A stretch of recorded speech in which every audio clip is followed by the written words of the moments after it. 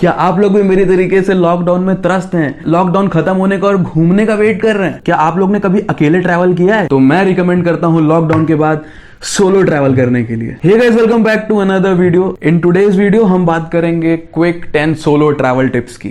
तो अगर आप इंटरेस्टेड है तो इस वीडियो को एंड तक देखिएगा। चलो फिर खट से शुरू करते हैं।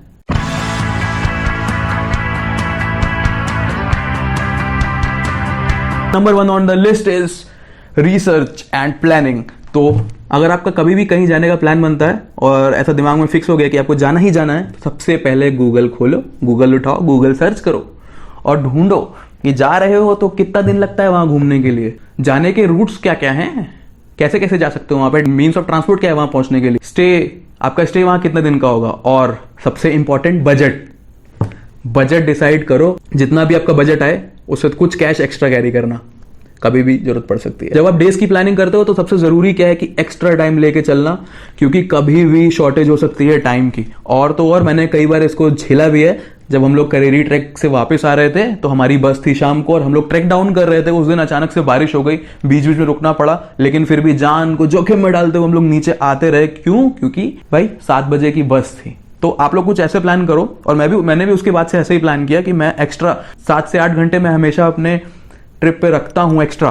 तो उससे ये होता है कि एक एक्स्ट्रा टाइम मिल जाता है और ट्रिप जो है आपका बहुत स्मूथ चलता है। Number 2 on the list is download offline Google maps. कभी भी आपका नेट काम करना बंद कर सकता है बॉस, गूगल मैप्स डाउनलोड करो, बहुत हेल्पफुल है। डायरेक्टली आपको रूट्स बता देंगे, जिस भी जगह आप जा रहे हो उस जगह का गूगल मैप डाउनलोड कर लो, क्योंकि हर समय आपका मोबाइल जरूरी नहीं कि नेट काम करे ही करे। मैं ज्यूरिक में था और मेरी आदत है मैं अकेले घूमने निकल जाता हूँ। शाम के 6 बजे थे और मैं अकेले निकल गया सड़कों पे और पूरी मार्केट वगैरह देखने और सिटी के कोनों कोनों में कल्चर देखने में निकल गया। अब क्या हुआ, वापसी में रात को 2 बज रहे थे जब मैंने खाना पीना खाया, रिटर्न ले रहा था। अब मुझे रास्ता ही ना याद आया, और फिर वहां की पॉपुलेशन इतनी कम है, कोई नहीं रात में।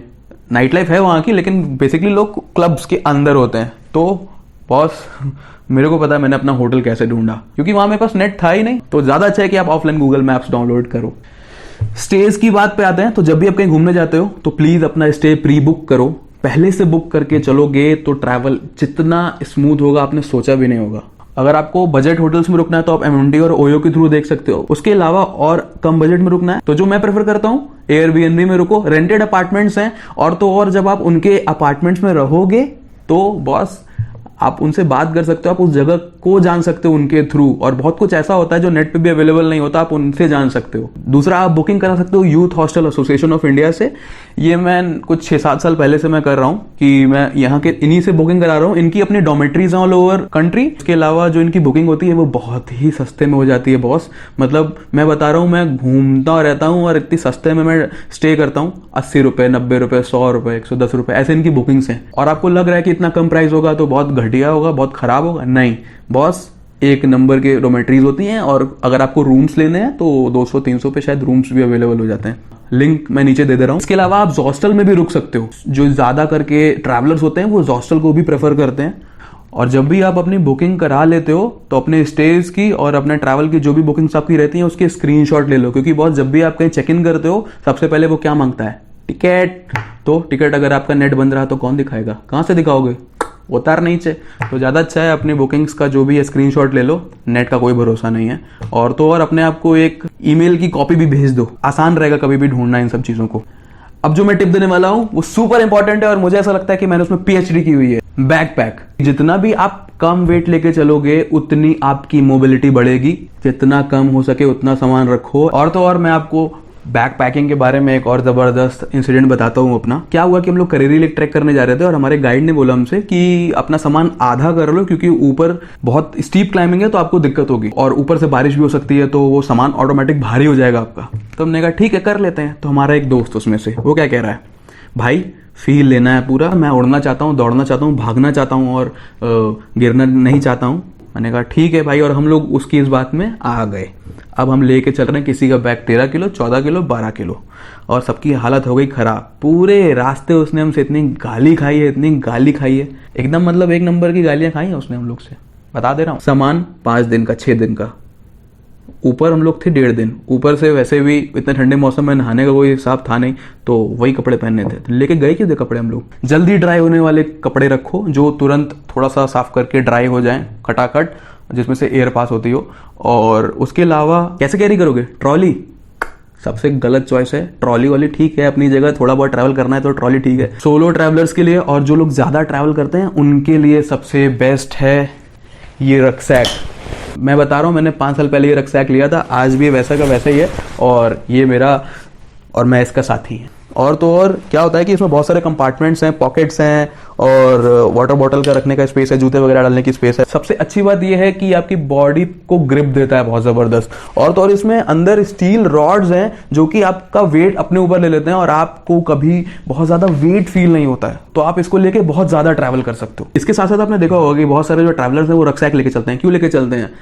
क्योंकि ये सबसे ज्यादा मोबिलिटी देता है और सबसे ज्यादा एफिशिएंट है। तो मेरी राय में रक्सैक उठाओ, और वाइल्डक्राफ्ट को उठाओगे तो ज़्यादा अच्छा होगा। पर्सनली मैं वाइल्डक्राफ्ट यूज़ करता हूँ, और वैसे भी अभी लॉकडाउन खुलने वाला है नहीं, तो दिवाली आएगी, डील्स आएंगी, वाइल्डक्राफ्ट के रक्सैक खरीद लेना, 5 साल की वारंटी होती है। अब जो आइटम है वो आइटम कई बार मेरे को बहुत ज़रूरी साबित हुआ, वो है पावर बैंक। कृपया करके अपना पावर बैंक चलने से पहले चार्ज कर लें, क्योंकि कभी भी आपका मोबाइल आपको धोखा दे सकता है। और मैं क्या करता हूँ, मैं एक छोटा फ़ोन रखता हूँ, 4 दिन वैसे उसकी बैटरी लाइफ है, तो जब भी ट्रैकिंग होती है मेरी तो वो फ़ोन ज़्यादा अच्छा काम करता है। बड़े फ़ोन से क्या होता है, खिचिक खिचिक बस। Keep some cash in hand. आप ट्रैवल करते हो, बहुतों को मैंने देखा है कि सब अपने अकाउंट पे निर्भर रहते हैं, मैं भी था। लेकिन हुआ क्या कि कभी कभी ना वाट लग जाती है बहुत ट्रैवलिंग में, जब आपके पास कैश खत्म हो जाए और आसपास कहीं एटीएम ना हो। और तो और सोने पे सुहागा, आपका फ़ोन बंद हो जाए, गूगल पे या पेटीएम काम ना करे, क्या करोगे? थोड़ा कैश अपने पास रखो। और एक और एडिशनल टिप इसी के अंदर दे रहा हूँ, जो भी अपना कैश रखो अलग अलग पॉकेट्स में रखो, कुछ इसकी जेब में कुछ वहाँ। क्योंकि क्या होगा कि कभी कोई रास्ते में थेफ्ट वगैरह हो गया तो आपका एक कैश का एक पोर्शन जाएगा, बाकी कैश आपके पास रहेगा। तो मैं भी ऐसे ही करता हूँ, मैं भी कैश छुपा छुपा के रखता हूँ। और कहाँ छुपा के रखता हूँ ये मैं यहाँ कैमरे पे नहीं बताने वाला बॉस। सोचो अगर रास्ते में आपकी तबीयत खराब हो जाए और आप वेट कर रहे हो केमिस्ट शॉप आने की, इससे अच्छा भाई 200-300 रुपए का एक फर्स्ट एड किट बना लो अपना। थोड़ी बहुत जो यूसेज की दवाई हैं, जैसे कि थोड़ी सी बेसिक सी दवाइयाँ, पैरासीटामॉल बुखार के लिए, और सर्दी जुकाम के लिए लिवोसिट्राजिन, पेट वेट के लिए थोड़ा सा मेट्रोजिल, डाइजीन वगैरह, एक आध 2 पीस बैंडेज रख लो। उसके अलावा हाई एल्टीट्यूड पे जाने के बाद बहुत कभी कभी ऐसा हो जाता है कि सर दर्द होता है, तो उसके लिए कुछ नहीं, डीप ब्रीदिंग करो, ऑक्सीजन की कमी होती है तो डीप ब्रीदिंग से वो सही हो जाएगा। कुछ बाम वाम रख लेना, सर दर्द हो जाता है, थोड़ा सा राहत तो मिल ही जाता है उससे। ये वो चीज़ें हैं जो मैं रख के चलता हूँ, क्योंकि कभी पता नहीं। अब ऐसा नहीं है कि मैं ये सब मुझे होता है रास्ते में, लेकिन हो सकता है आपके बगल वाले को हो जाए, उसको दे देना दवाइयाँ, थोड़ा समाज का भला करो भाई। अब जो टिप है वो मैंने बहुत डीपली एक्सपीरियंस किया था उसको, तो वो टिप मैं आपसे ज़रूर शेयर करना चाहूँगा। वो है, please prefer travelling during day, avoid travelling during night if you are on a personal vehicle और ऑन अ बाइक। क्यों? क्योंकि क्या होता है कि बाहर हाईवेज पे इतना सेफ नहीं होता है रात को ट्रैवल करना। मैं ऋषिकेश जा रहा था और गाजियाबाद टोल क्रॉस करने के बाद कुछ 2-3 किलोमीटर बाद क्या हुआ कि कुछ लोगों ने हमको पीछे से रोका साइड से, और हम लोग को ये पता था कि बॉस कुछ गड़बड़ है तो रुकना नहीं है, तो हम लोग ने एक्सेलरेट कर दिया बाइक को। तो पीछे से उसने पत्थर फेंका, तो वो पत्थर एज अ सर के बगल से गया, तो बस अब वो एक्सेलरेट ना किया होता तो वो लड़ जाता।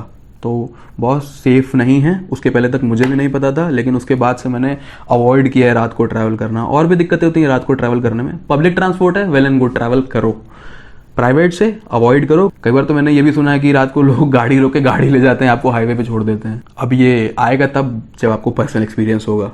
मुझे वो बाइक वाला इंसिडेंट मेरे जिंदगी भर के लिए याद हो गया भाई। अच्छा, मैंने बहुत लोग को देखा है कि वो जब भी घूमने जाते हैं तो 100-200 रुपये बचाने के चक्कर में वो गाइड्स को नहीं लेते हैं। ऐसी बहुत सारी मॉन्यूमेंट्स हैं इंडिया में, और बहुत सारे हिस्टोरिकल इंपॉर्टेंस की प्लेसेस हैं जो आपको गाइड्स के बिना नहीं करनी चाहिए।